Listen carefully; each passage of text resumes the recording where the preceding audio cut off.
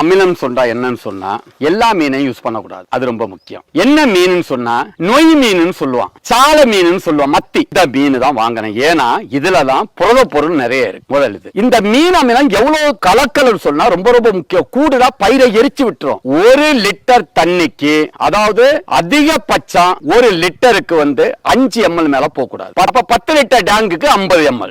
இதே இது மரப்பயிறு, தென்னை, இத மாதிரிப்பட்ட பயிர்களுக்கெல்லாம் நீங்க ஒரு லிட்டருக்கு 10 ml போடலாம். காய்கறி பயிர்கள் இதுக்கெல்லாம் கண்டிப்பாக 5 ml மேல கொடுக்க கூடாது. மீன் அமிலம் என்பது நம்ம ஒரு மீனை வாங்கி சம பங்கு சர்க்கரை பாகோட கலந்து அதோட தயிரோ வாழைப்பழமோ அதை வச்சு ஒரு 30-40 நாள்ல காற்று புகாம அதை எடுத்து அதை அப்புறம் வடிகட்டி அதில் அமினோ ஆசிட்ஸ், அந்த சர்க்கரையினுடைய பொட்டாசு இதெல்லாம் சேர்ந்து அது ஒரு உரம். பஞ்சகாவியாவும் மீன் அமிலம் உங்களுக்கு வேணும்னு நினைச்சீங்கன்னா ஸ்கிரீன்ல தெரியுற நம்பருக்கு கால் பண்ணி உங்க ஆர்டரையும் பிளேஸ் பண்ணிக்கோங்க.